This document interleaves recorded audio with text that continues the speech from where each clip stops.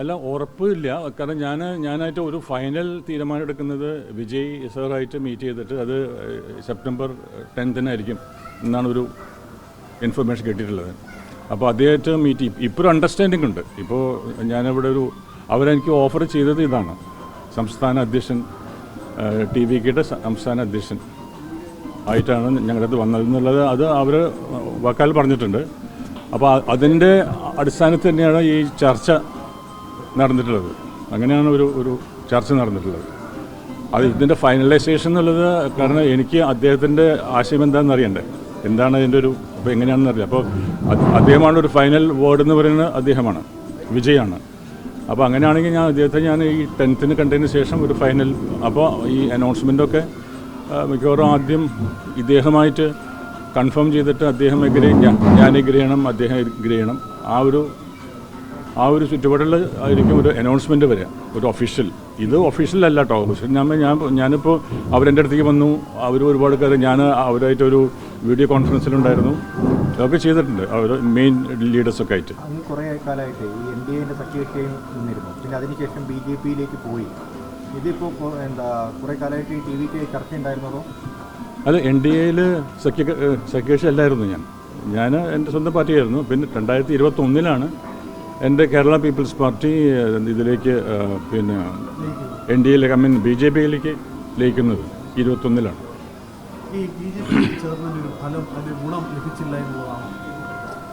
അതുകൊണ്ടാണല്ലോ ഞാൻ മാറിയത്.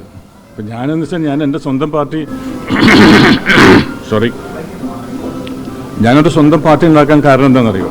ഞാൻ പിന്നെ കോൺഗ്രസ്സിലെ KSUവിൽ വളരെ സജീവമായി പ്രവർത്തിച്ചിട്ടുള്ളത് വിദ്യാർത്ഥി രാഷ്ട്രീയത്തിൽ. അന്ന് ഞങ്ങൾക്കൊക്കെ ഒരു ആശയമുണ്ടായിരുന്നു, ഒരു ഐഡിയോളജി ഉണ്ടായിരുന്നു, പ്രോഗ്രാം ഉണ്ടായിരുന്നു, പ്രതീക്ഷകളുണ്ടായിരുന്നു. അത് ഞാൻ ഗ്രാജുവേഷനൊക്കെ കഴിഞ്ഞതോടുകൂടി നമ്മുടെ വഴിക്ക് പോയി. മനസ്സിലായി. ഇത് ഇനിയിപ്പോൾ അന്നത്തെ വലിയ വലിയ ലീഡേഴ്സ്, കോൺഗ്രസിൻ്റെ ലീഡേഴ്സൊക്കെ ആയിട്ട് അവർ ഇനി കാര്യങ്ങളൊക്കെ നടത്തിക്കോളും എന്നുള്ളൊരു വിശ്വാസം ഞങ്ങളിലുണ്ടായിരുന്നു. പക്ഷേ കാലപ്രവാഹത്തിൽ ഞങ്ങൾ കാണുന്നത് ആ ലീഡേഴ്സൊക്കെ ഈ ഒഴുക്കിനെതിരെ നീന്താതെ ഒഴുക്കിലൂടെ ഒഴുകി പോകുന്നൊരു കാഴ്ച നമ്മൾ കാണാം. എൻ്റെയൊക്കെ പ്രതീക്ഷ ഉണ്ടായിരുന്നു അവരൊക്കെ അധികാര സ്ഥാനത്തിൽ വന്നു കഴിഞ്ഞാൽ നമ്മളൊക്കെ സ്വപ്നം കാണുന്നത് ഒരു കേരളമായിട്ട് നമുക്ക് മാറ്റാൻ പറ്റുന്നുണ്ട്. പക്ഷെ നമ്മൾ കാണുന്നത് അവരും ഒഴുക്കിലൂടെ ഒഴുകി പോകുന്ന കാഴ്ചയാണ്. അങ്ങനെയാണ് നമ്മൾ വേറൊരു നമ്മളുടെ ആശയത്തിൽ നമ്മൾ ഉദ്ദേശിക്കുന്ന തരത്തിലുള്ള ഒരു കേരളത്തിൻ്റെ വ്യത്യസ്തമായൊരു പൊളിറ്റിക്കൽ കൾച്ചർ നമുക്ക് വേണം എന്നുള്ള അത് അന്ന് മുതലുണ്ടായിരുന്നു. അങ്ങനെയാണ് 2021 2004 ഒരുപാട് ആലോചനകളുമായിട്ട് ഞാൻ വന്നത്. അതിൽ ഞാൻ ആദ്യമായി അപ്രോച്ച് ചെയ്തത് മീഡിയനാണ്. ഇതേപോലെ നിങ്ങൾ ചിലപ്പോൾ ആ മീഡിയയിൽ ഉണ്ടായിരുന്നിരിക്കും. 2003 ഞാൻ ചെയ്തത്. 2004 ഞാൻ അനൗൺസ് ചെയ്തത്. ഞാൻ ആദ്യം മീഡിയ റിപ്പോർട്ടേഴ്സിൻ്റെ അടുത്ത് വന്ന് എൻ്റെ ഹോട്ടലിലേക്ക്, ഒഫീഷ്യലല്ല, ഞാൻ വിളിച്ചു വരുത്തി. അപ്പോൾ അവരെല്ലാവരും കൂടി വന്നു. അപ്പോൾ ഞാൻ എൻ്റെ ആശയം പറഞ്ഞു, ഞാനൊരു പൊളിറ്റിക്കൽ പാർട്ടി രൂപീകരിക്കാമെന്ന് പറഞ്ഞു. എല്ലാവരും ചിരിച്ചു. ശരിക്കും മാത്രമല്ല ചേട്ടാ, അത് നടക്കുന്ന കാര്യമല്ല. അപ്പോൾ അവരുടെ ആദ്യത്തെ റെസ്പോൺസ് ഇതാണ്. കാരണം ഇവിടെ വളരെ ഹൈലി പൊളിറ്റിസൈസ്ഡ് ആയിട്ടുള്ള ഒരു സമൂഹമുള്ള കേരളത്തിൽ, എസ്പെഷ്യലി ഒരു സിനിമാ നടൻ വന്നിട്ട് ഒരു പുതിയ പാർട്ടി ഉണ്ടാക്കി കഴിഞ്ഞാൽ യാതൊരു സപ്പോർട്ടും അവന് കിട്ടാൻ സാധ്യതയില്ല എന്നവർ പറഞ്ഞു. അത് ശരിയാവുന്നില്ല എന്ന് പറഞ്ഞു. അപ്പോൾ ഞാൻ പറഞ്ഞു, അപ്പോൾ അവർ പറഞ്ഞതെന്ന് വെച്ചാൽ അവർ പോയിൻ്റ് ഔട്ട് ചെയ്ത കാര്യം എന്താണെന്ന് വെച്ചാൽ ഇവിടെ സ്പേസ് ഇല്ല എന്നാണ്. ഇവിടെ വേറൊരു പൊളിറ്റിക്കൽ കൾച്ചറിനോ പൊളിറ്റിക്കൽ പാർട്ടിക്കോ സ്പേസ് ഇല്ല എന്നുള്ളതാണ് അവരുടെ ആശയം. അപ്പോൾ ഞാൻ പറഞ്ഞു ഇതിൻ്റെ സ്പേസ് ഉണ്ടല്ലോ എന്ന് പറഞ്ഞു. ഇപ്പോൾ എന്താ സ്പേസ് എന്ന് ചോദിച്ചു. ഞാൻ പറഞ്ഞു കഴിഞ്ഞ 30 വർഷത്തെ ഈ ഇലക്ഷൻ വോട്ടിംഗ് പാറ്റേൺ നമ്മൾ നോക്കിയാൽ അതിൽ കാണാൻ പറ്റുന്നത് 62% മുതൽ 72% മാത്രമേ പോൾ ചെയ്യപ്പെടുന്നുള്ളൂ. ഞാൻ അവരോട് ചോദിച്ചു, ഇതിന് ശേഷമുള്ള ഏതാണ്ട് 28% വോട്ടേഴ്സ് എവിടെ പോയി എന്ന് ചോദിച്ചു. അതിൽ നമുക്കൊരു 5% കാര്യം എടുക്കാം. 5% അവിടെ ഇല്ലാത്തതുകൊണ്ടോ ഏതെങ്കിലും തരത്തിൽ പുറത്താണോ അല്ലെങ്കിൽ അസുഖമായിട്ടൊന്നും വോട്ട് ചെയ്യാൻ പറ്റാത്തവരാണ്. അപ്പോഴും 23% വോട്ട് ചെയ്യപ്പെടാതെ കിടക്കുന്നുണ്ട്. ഞാൻ പറഞ്ഞു അതാണ് എൻ്റെ ടാർഗറ്റ് വോട്ടേഴ്സ് എന്ന് പറയുന്നത് 23%. ആ സിസ്റ്റത്തോട് അന്ന് ഇവർക്ക് ഈ പൊളിറ്റിക്കൽ സിസ്റ്റങ്ങളോട് താല്പര്യമില്ലാതെ നിൽക്കുന്ന വലിയൊരു വിഭാഗം ആൾക്കാർ, അത് 23%. പക്ഷേ അന്നത്തെ നമ്മൾ ഈ കമ്മ്യൂണിസ്റ്റ് പാർട്ടിയുടെയും കോൺഗ്രസിൻ്റെയും ഒക്കെ വോട്ട് ഷെയർ നോക്കുമ്പോൾ കമ്മ്യൂണിസ്റ്റ് പാർട്ടിക്ക് എൻ്റെ അറിവ് ശരിയാണെങ്കിൽ ഒരു 19-20% വോട്ട്. അതുപോലെ തന്നെ ഈ കോൺഗ്രസിൻ്റെ നോക്കുമ്പോൾ 17-18 മനസ്സിലായില്ലേ. അപ്പോൾ അതിൽ കൂടുതൽ ഈ രണ്ട് പാർട്ടികളുള്ള ഷെയറിനേക്കാളും കൂടുതൽ വേറിട്ട് നിൽക്കുന്ന, മാറി നിൽക്കുന്ന ഒരു വോട്ടേഴ്സ് ഉണ്ട്. അത് അവർക്ക് താല്പര്യമില്ലായ്മ കൊണ്ടാണ്.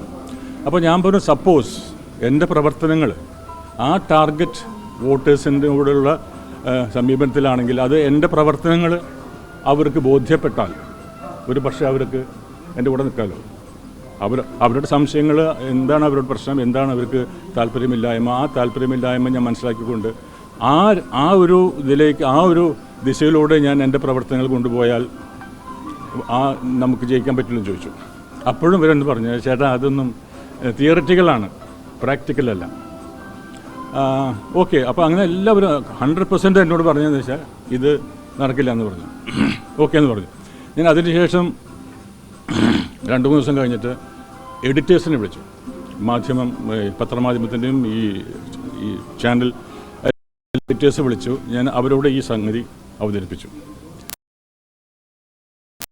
ഉത്തരങ്ങളാണ് പറഞ്ഞത്. അവർ പറഞ്ഞു, ഇത് ദേവൻ പറയുന്നത് തിയറിറ്റിക്കലായിട്ട് കറക്റ്റായിരിക്കും, തിയറി ഓക്കെയാണ്, പക്ഷേ പ്രാക്ടിക്കലായിട്ട് പ്രായോഗികമായിട്ട് ചിന്തിക്കുമ്പോൾ ഇത് കേരളത്തിൽ നടപ്പില്ല. വേറെ ഏതെങ്കിലും സംസ്ഥാനത്ത് ചിലപ്പോൾ ഒരുപക്ഷെ നടന്നിരിക്കും. അപ്പോൾ കേരളത്തിൽ നടക്കാനായിട്ട് ഒരു ചാൻസ് ഇല്ലെന്നാണ്.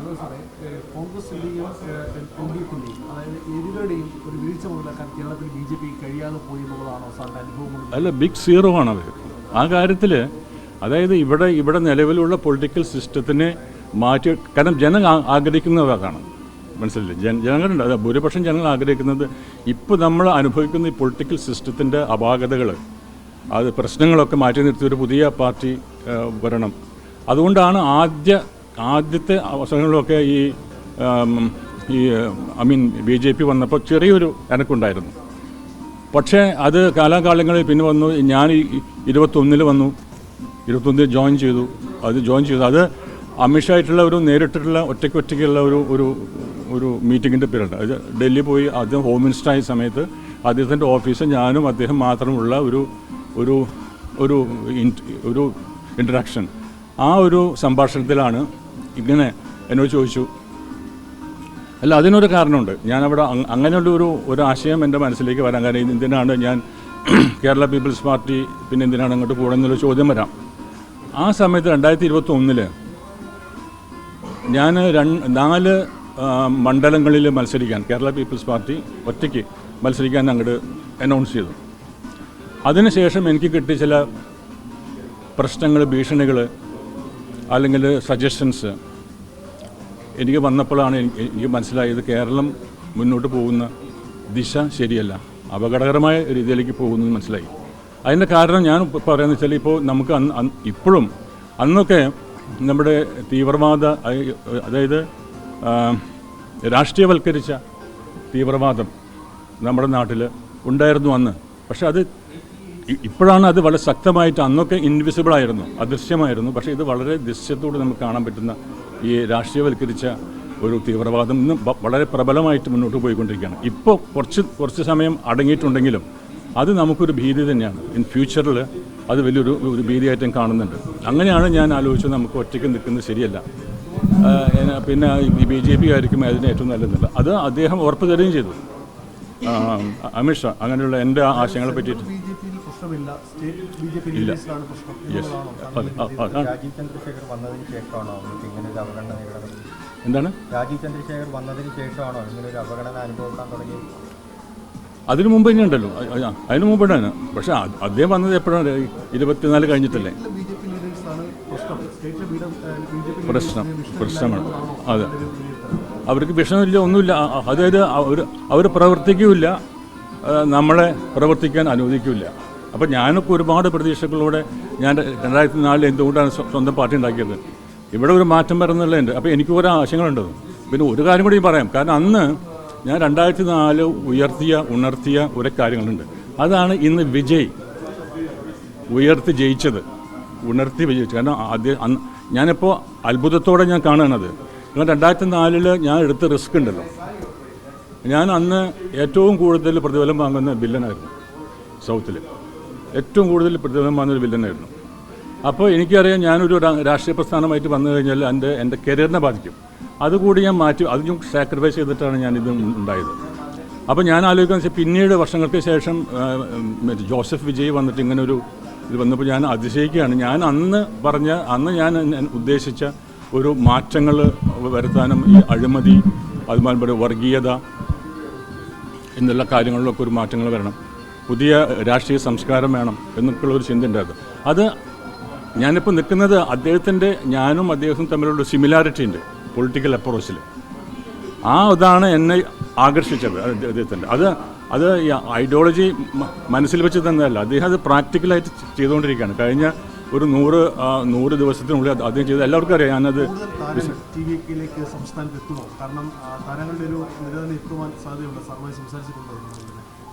ഞാൻ എൻ്റെ ഒരു പഠനത്തിൽ, എൻ്റെ ഒരു അനുഭവത്തിൽ അങ്ങനെ ഈ രാഷ്ട്രബോധമുള്ള അല്ലെങ്കിൽ രാഷ്ട്രീയ ബോധമുള്ള അധികം താരങ്ങൾ നമുക്കില്ല എന്നുള്ളതാണ്. മനസ്സിലായില്ലേ? സ്വന്തം രാഷ്ട്രീയം എന്ന് തോന്നുന്ന ഒരു സംഗതിയിലേക്ക് ധൈര്യപൂർവ്വം ഇറങ്ങാനായിട്ട് ഇന്ന് ഒരു രാഷ്ട്രീയ നേതാവിനെ ഞാൻ കണ്ടിട്ടില്ല. അപ്പോൾ അതുകൊണ്ട് എനിക്ക് താരങ്ങൾ വരുന്നതിൽ എനിക്കത്ര താല്പര്യമില്ല, അതുകൊണ്ടൊന്നും വോട്ടാവുന്നില്ല. ഇതുപോലെയായിരുന്നു ആം ആദ്മി പാർട്ടി രംഗപ്രവേശനം ചെയ്തത്. ഇപ്പോൾ അവർ ഏതാണ്ട് കുറച്ച് നീങ്ങപ്പെട്ട അവസ്ഥയിലായി. ഇപ്പോൾ ടി വിക്ക് ഒരു നയപരിപാടിയില്ല, അവരുടേതായിട്ടുള്ള ഒരു ലക്ഷ്യബോധമില്ല. ഇങ്ങനെ ഈ മറ്റവരെല്ലാം ഇങ്ങനെ കുറ്റം പറഞ്ഞിട്ട് വരുന്നു എന്നല്ല, ഒരു അല്ലാതെ അപ്പുറം ഒരു ആയുസ് ഉണ്ടോ ടി വിക്ക്? തീർച്ചയായിട്ടും ഞാനതങ്ങനെ വെറുതെ ചാടി വീഴില്ലല്ലോ. ഞാൻ അവരുടെ കാരണം 2 വർഷം കൊണ്ട് ഉണ്ടായ ഒരു പാർട്ടിയല്ല ഇത്. മനസ്സിലായില്ലേ? ഞാൻ വിജയൻ്റെ കൂടെ കുറേ പടങ്ങൾ അഭിനയിച്ചത്, വിജയൻ നായകനായിട്ടും ഞാൻ വില്ലനായിട്ടും ഒരു പടങ്ങൾ അഭിനയിച്ചതാണ്. ഞാൻ പറഞ്ഞു ഈ വിസിലുണ്ടല്ലോ, വിസിലിന് ഒരു സാധനം അന്ന് എനിക്കിപ്പോഴും ഓർമ്മയുണ്ട്. അയാൾ സെറ്റിൽ വരുമ്പോൾ ഒരു വിസിലുണ്ടാവും കയ്യിൽ, ഒരു പി പി. എന്നിട്ട് ഇയാളുടെ അസിസ്റ്റൻസിനെ വിളിക്കാം, പി എന്ന് വിളിക്കാം. അപ്പോൾ ഞാൻ ഇയാൾക്ക് എന്താ ഭ്രാന്തമുണ്ടോ, ഇവിടെ അടുത്തിരിക്കുന്ന ആളെ വിളിക്കുന്നത് പി എന്ന് വിളിച്ചാണ്. പക്ഷേ ഞാൻ പിന്നീട് ആലോചിക്കാം, കാരണം അതായത് ഒരു 10-15 വർഷങ്ങൾക്ക് മുമ്പുള്ള കാര്യം പറഞ്ഞു. അന്ന് മുതൽ ഇയാളുടെ കയ്യിൽ എപ്പോഴും ഒരു വിസിലുണ്ട്. അപ്പോൾ അതിന് ശേഷം ഇയാൾ ഇവിടെ വന്നിട്ട് വിസിലാണ് അദ്ദേഹത്തിൻ്റെ ചിഹ്നം എന്ന് പറഞ്ഞപ്പോഴാണ് എനിക്ക് അതിൻ്റെ അർത്ഥം മനസ്സിലായത്. വിസിൽ എന്ന് പറഞ്ഞാൽ വലിയൊരു അതായത് alertness, it's calling the alertness, ഒരു danger, something danger is happening, going to happen എന്നുള്ളതിൻ്റെ ഒരു വിളിയാണ് വിസിൽ എന്ന് പറയുന്നത്. അപ്പോൾ അത് അദ്ദേഹം ആ ചെറുപ്പത്തിൽ തന്നെ അദ്ദേഹത്തിന് ആ ഒരു ബോധം ഉണ്ടായിരിക്കുന്നത്. അപ്പോൾ ഞാൻ പറഞ്ഞ 10-12 വർഷങ്ങൾ അദ്ദേഹം ഇതിനു വേണ്ടി കാത്തിരിക്കുക. എന്നത് മാത്രമല്ല, ഈ 10-12 വർഷത്തിനുള്ളിൽ ഇപ്പോൾ വിജയൻ്റെ എല്ലാ പടങ്ങളെടുത്താലും MGRനെ ഫോളോ ചെയ്യാണ്. MGRൻ്റെ അതായത് നാട്ടിലെ പ്രശ്നങ്ങൾ എന്തൊക്കെയാണെന്നുള്ളത് മനസ്സിലാക്കിക്കൊണ്ട് ആ പ്രശ്നങ്ങളെ എങ്ങനെ നമുക്ക് കൈകാര്യം ചെയ്യാൻ പറ്റും, സോൾവ് ചെയ്യാൻ പറ്റും എന്നുള്ളതിൻ്റെ അതാണ് വിജയം എടുത്തൊരു ഫോർമുല. മറ്റൊരു അദ്ദേഹത്തിനെതിരെയുള്ള ഒരു ആരോപണം, അതൊരു വിജയം തട്ടുന്ന പോലെയാണ്. BJP അതായത് അണ്ണാമലയെ രംഗത്തിറക്കി BJP തമിഴ്നാട്ടിൽ എന്തെങ്കിലും ചെയ്യാൻ ശ്രമിച്ചത് പരാജയപ്പെട്ടു. ഇപ്പോൾ വിജയ്ക്ക് പിന്നിൽ BJP ആണ് എന്നൊരു ശക്തമായ വാദമുണ്ട്. ഒരിക്കലില്ല. അതായത് BJPയുടെ കൂടെ വിജയ് ഒരു കാരണം വെച്ചാൽ നിൽക്കില്ല. ഇപ്പം ഞാൻ നിൽക്കുന്ന പോലെ തന്നെയാണ്. ഞാൻ നിന്നിരുന്നു. പക്ഷേ എൻ്റെ ധാരണ, ഞാൻ അന്നത്തെ കാര്യമുണ്ടല്ലോ, വിജയ് മാരിയല്ലേ ഞാനൊരു വില്ലൻ ചെയ്ത ആൾ. ഇപ്പോൾ എൻ്റെ സാമ്പത്തിക കാര്യങ്ങളുണ്ടല്ലോ, അത് വെച്ചിട്ടൊരു പൊളിറ്റിക്കൽ പാർട്ടിനെ കൊണ്ടുപോകാൻ ബുദ്ധിമുട്ടാണ്. അതാണ് ഇത്രയും ഡിലേ വന്നത്. 20-22 വർഷമായി ഞാൻ പൊളിറ്റിക്കൽ, എന്നാലും ഞാനിത് മാറിയില്ലല്ലോ. മാറിയത് എൻ്റെ ഒരു ഹോപ്പ് ഉണ്ടായിരുന്നു. BJP പോയി കഴിഞ്ഞാൽ, കാരണം നരേന്ദ്രമോദി എന്ന ആ പ്രൈം മിനിസ്റ്ററെ ഞാൻ ശരിക്കും അംഗീകരിക്കുന്നുണ്ട്. അദ്ദേഹം വന്ന വിധം, അദ്ദേഹം ചെയ്യുന്ന കാര്യങ്ങൾ, അതൊക്കെ ഞാൻ ഇന്നും അംഗീകരിക്കുന്നുണ്ട്. പക്ഷേ ഇവിടെ ഇപ്പോൾ നമ്മുടെ ഇന്ത്യ എന്ന് പറയുന്നത് ഒരു ഫെഡറൽ സിസ്റ്റമാണ്. ഓരോ സ്റ്റേറ്റും സെപ്പറേറ്റ് ആയിട്ടുള്ള ഒരുപാട് കാര്യങ്ങൾ ചെയ്യുന്നുണ്ട്. അവരുടെ വസ്ത്രധാരണ രീതി, അവരുടെ ചടങ്ങുകൾ, അവരുടെ ലാംഗ്വേജ്, ഭക്ഷണക്രമം എല്ലാം ഡിഫറൻ്റാണ്.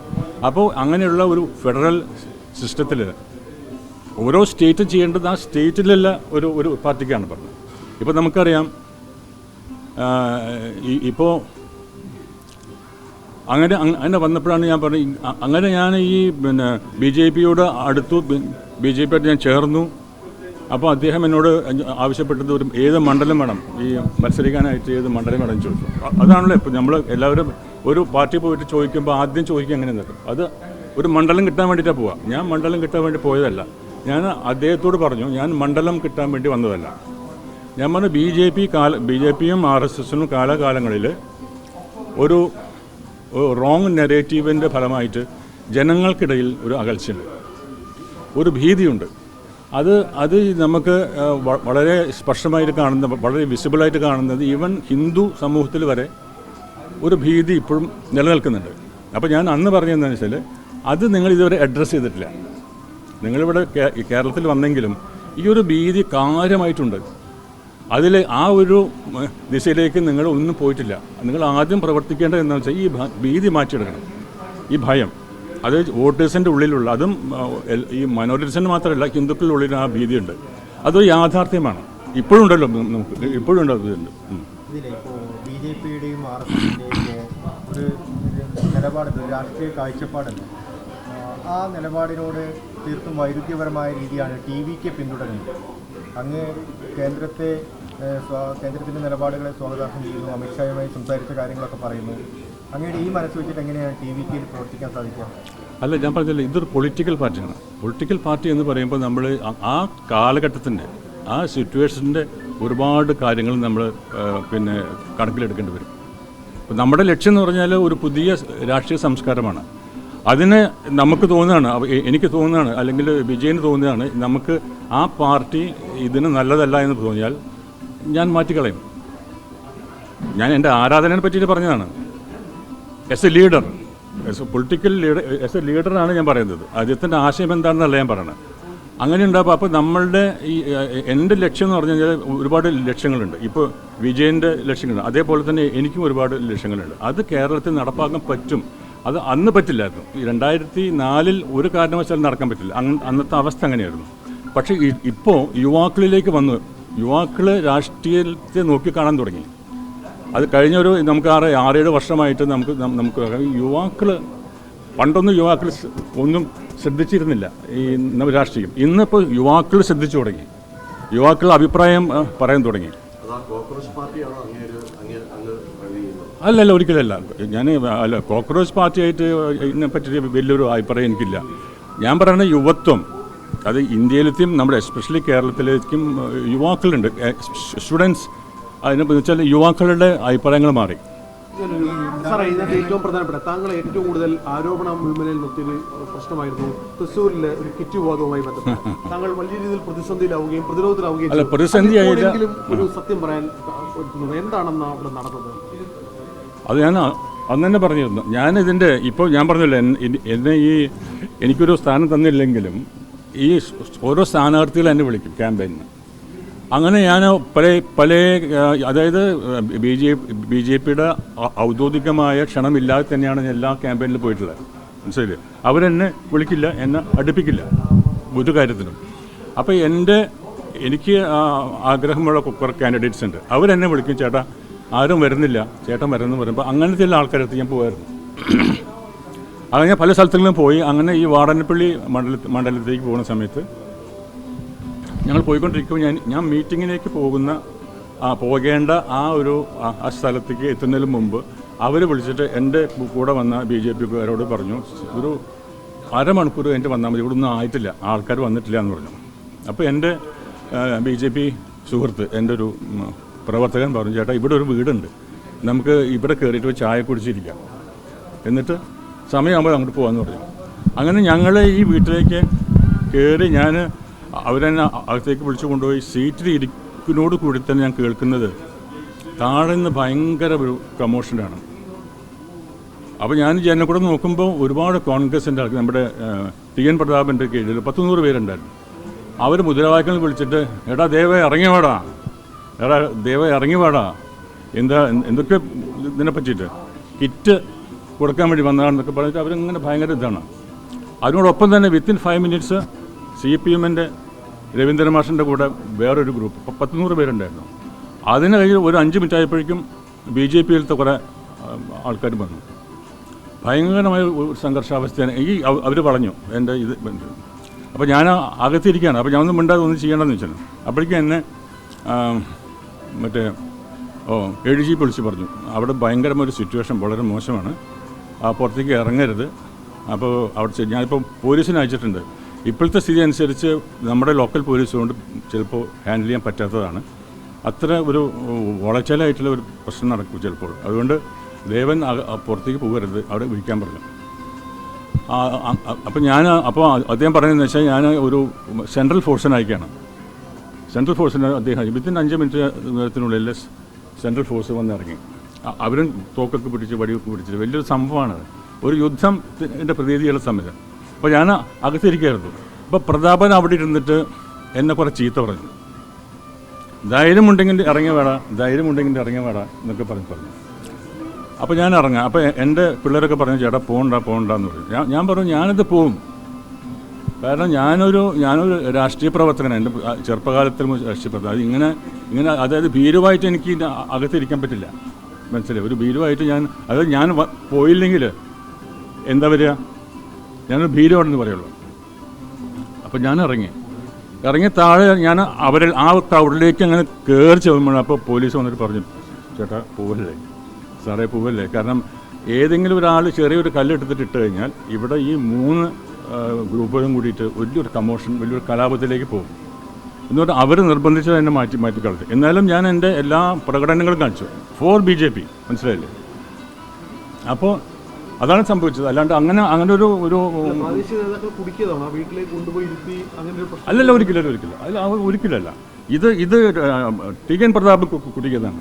ടി.എൻ. പ്രതാപിൻ്റെ ഒരു രഹസ്യ അജണ്ടയാണ് അദ്ദേഹം. കാരണം ഞാൻ 5 മിനിറ്റ് അവിടെ ഇരിക്കുന്നതിലുമുള്ള 5 മിനിറ്റ് അപ്പോൾ ഇവരെന്നെ ഫോളോ ചെയ്യായിരുന്നു. മനസ്സിലായി? ഈ അലിഗേഷൻ എൻ്റെ മേലെ അടിച്ചേൽപ്പിക്കാൻ വേണ്ടിയിട്ട് ഈ ദേവൻ പോകുന്നുണ്ട്, നമുക്ക് പിന്നാലെ പോകാമെന്ന് പറഞ്ഞ് ഇവർ പിന്നാലെ ഉണ്ടായിരുന്നു. ഞാനത് ശ്രദ്ധിച്ചില്ല.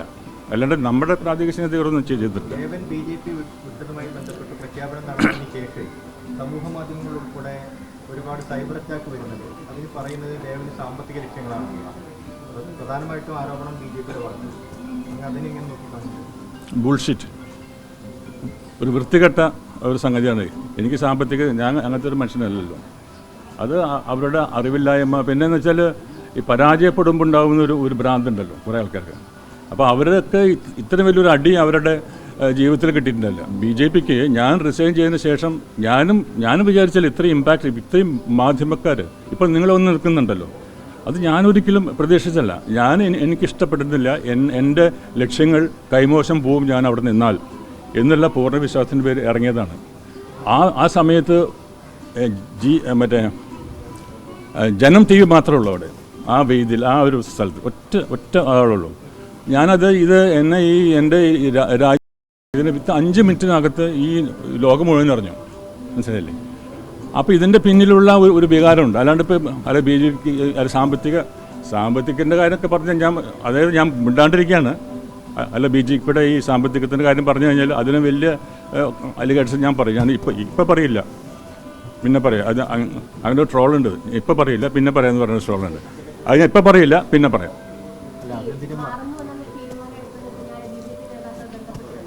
ഇല്ല, യെസ് ഈവൻ സെൻട്രലിൽ നിന്നും ആൾക്കാർ വിളിച്ചു.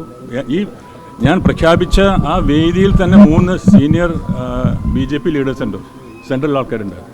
അവിടെ ഏറ്റവും കൂടുതൽ ഉണ്ടായിരുന്നത് BJPക്കാരാണ്. മനസ്സിലായില്ലേ? ഞാൻ BJPയുടെ സ്റ്റേജിൽ BJPക്കാരുടെ ഓഡിയൻസിന് മുമ്പിൽ ഞാൻ ശക്തമായ രീതിയിൽ പ്രഖ്യാപിക്കുമ്പോൾ അത് നിങ്ങളൊന്ന് ആലോചിക്കണം. അത് എൻ്റെ ചങ്കൂറ്റം തന്നെയാണ്, രാഷ്ട്രീയ ചങ്കൂറ്റം തന്നെയാണ്. മനസ്സിലായില്ലേ? അത് ആരും ധൈര്യപ്പെട്ട് ചെയ്യില്ല. തീർച്ചയായിട്ടും ഉണ്ട്. അതിപ്പോൾ പറയില്ല. ഇല്ല, അവർ പേടിച്ചിരിക്കുകയാണ്. അല്ലാതെന്താ? ഞാൻ പറഞ്ഞത് അതിനുശേഷം ഇതിനകത്ത് ഒരു കോംപ്രമൈസിന് വേണ്ടിയിട്ട് പല ആൾക്കാരും എന്നെ വിളിച്ചു. എല്ലാവരും വിളിച്ചു. ഞാൻ പേരിപ്പോൾ പറയുന്നില്ല. ഞാനെന്താ വെച്ചാൽ ഇത് പറയാൻ വൈകുന്നോറും അങ്ങേക്ക് മറ്റെന്തെങ്കിലും ലക്ഷ്യങ്ങളുണ്ടെന്ന് എതിരാളികൾ പ്രചരിപ്പിക്കില്ല. ഇത് ആരും ഏറ്റെടുക്കില്ല. ഞാൻ പറയാം, ഈ BJPക്കാർ എന്ത് പറഞ്ഞാലും ജനം ഏറ്റെടുക്കില്ല. മനസ്സിലായല്ലോ? അത് അവരുടെ സ്വകാര്യമായ ചില അലിഗേഷൻസാണ്. അത് കൂടുതലും ഈ നുണയാണല്ലോ ഇതൊക്കെ പറയുന്നത്. എനിക്ക് അങ്ങനെ സാമ്പത്തിക നേട്ടമൊന്നുമില്ല. പിന്നെ ചില ആൾക്കാരൊക്കെ പറയുന്നുണ്ട്, എൻ്റെ ഫ്രണ്ട്സ് പറഞ്ഞു, എടാ നീ മാറി കഴിഞ്ഞാൽ ഇവർ EDനെ കൊണ്ടുവരും, BDനെ കൊണ്ടുവരും എന്നൊക്കെ എന്നോട് പറഞ്ഞിരുന്നു. അപ്പോൾ ഞാൻ പറഞ്ഞു, ഗീഡ ഏത് കീടയും വന്നോട്ടെ, പക്ഷേ എന്നെ സംബന്ധിച്ചിടത്തോളം മടിയിൽ കനമില്ല. മനസ്സിലായല്ലോ? ഏത് അല്ല എന്ത് ഇടി വന്നാലും ഏത് CBI എൻക്വയറി വന്നാലും NIA വന്നാലും അവർക്ക് എന്നെ കാര്യത്തിൽ ഒന്നും ചെയ്യാൻ പറ്റില്ല. കാരണം ഐ എം പ്യുവർ. ഒരു തരത്തിലും എന്നെ ഭീഷണിപ്പെടുത്താൻ പറ്റില്ല. BJP സംസ്ഥാന ഉപാധ്യക്ഷനൊക്കെ ആയിരുന്നാണ്, അങ്ങനെ വരുമോ? അറിയില്ല. കാരണം അവർ ഇപ്പോൾ ചെയ്തുകൊണ്ടിരിക്കുന്നതൊക്കെ വിഡ്ഢിത്തരങ്ങളാണല്ലോ. ഒരുപക്ഷെ അവരുടെ വിഡ്ഢിത്തരം കൊണ്ടും കാലദോഷം കൊണ്ടും ചിലപ്പോൾ അങ്ങനെ വന്നേക്കാം. പക്ഷേ ഐ ഡോണ്ട് കെയർ. അത്രേ ഉള്ളൂ എനിക്ക്. അങ്ങനെ ഞാനൊരു ഒരു പേടിച്ചിരിക്കുന്ന ഒരാളല്ലോ. ഞാനൊരു സ്വന്തം പാർട്ടി ഉണ്ടാക്കിയിട്ട് വന്ന ഒരാളെ സംബന്ധിച്ച് 2001 2004 ഒരു പാർട്ടി ഉണ്ടാക്കി 2 ഇലക്ഷൻ നിൽക്കാൻ ധൈര്യം കാണിച്ച ഒരാളാണ് ഞാൻ. അപ്പോൾ അതുകൊണ്ട് അങ്ങനെയൊന്നും പറ്റില്ല. നിരന്തരം പാർട്ടി മാറ്റില്ല. I regret to disagree with you. എന്ന് വെച്ചാൽ നിരന്തരം പാർട്ടി മാറിയിട്ടില്ല. ഞാൻ ആദ്യം KSUവിലായിരുന്നു, കോൺഗ്രസിൻ്റെ ആയിരുന്നു. അതിനുശേഷം ഞാൻ എൻ്റെ സ്വന്തം പാർട്ടി പറഞ്ഞു. അത് 21 വർഷം ഞാൻ കൊണ്ടുവരുന്നു. പിന്നെ പാർട്ടി മാറിയത് BJP ആണ്. അപ്പോൾ ഞാൻ നിരന്തരമല്ല, 2 പാർട്ടി. അതോ ഒറിജിനൽ പാർട്ടി എനിക്കുണ്ടല്ലോ, കോൺഗ്രസ്സാണ്. പിന്നെ പാർട്ടി മാറിയത് ഓൺലി BJP ആണ്. അല്ലാണ്ട് ഒരു നിരന്തരമായ ഒരു മാറ്റം, അല്ലാണ്ട് കുറേ പാർട്ടികളിൽ വന്ന് മാറി അതല്ല. പക്ഷേ എനിക്ക് കിട്ടിയ ഒരു എക്സ്പീരിയൻസ് ഉണ്ടല്ലോ. കിട്ടിയ ആ 21 വർഷം എൻ്റെ സ്വന്തം പാർട്ടിയും ഈ 5 വർഷം ഈ BJPയിലും ഉണ്ടായപ്പോൾ അപ്പോൾ ഞാൻ ഇങ്ങനെ ചിന്തിക്കുകയാണ്. എന്നെ ശക്തമാക്കാൻ വേണ്ടി ദൈവം കൊണ്ടുവന്ന ആൾക്കാർ തന്നെ ആയിരിക്കും ഈ BJP നേതാക്കന്മാർ. കാരണം എന്നെ കൂടുതൽ ശക്തിയോടെ മുന്നോട്ട് പോകാനുള്ള ഒരു ഊർജ്ജം ദൈവം തന്നിരിക്കുന്നു. ആ പരീക്ഷണമാണ്. അപ്പോൾ ഞാൻ അവരെ സ്നേഹിക്കുന്നു, ബഹുമാനിക്കുന്നു, ഇഷ്ടപ്പെടുന്നു. ഞാൻ അവരോട് ഒരു വൈരാഗ്യത്തോടു കൂടിയും പ്രവർത്തിക്കില്ല. അത് എന്നെ ശക്തനാക്കാനായിട്ട്, എന്നെ പ്യൂരിഫൈ ചെയ്യാനായിട്ട് ഈശ്വരൻ അയച്ച ഏജൻസാണ് എനിക്കെതിരായി ഈ പ്രശ്നങ്ങൾ ഉണ്ടാക്കുന്നത്.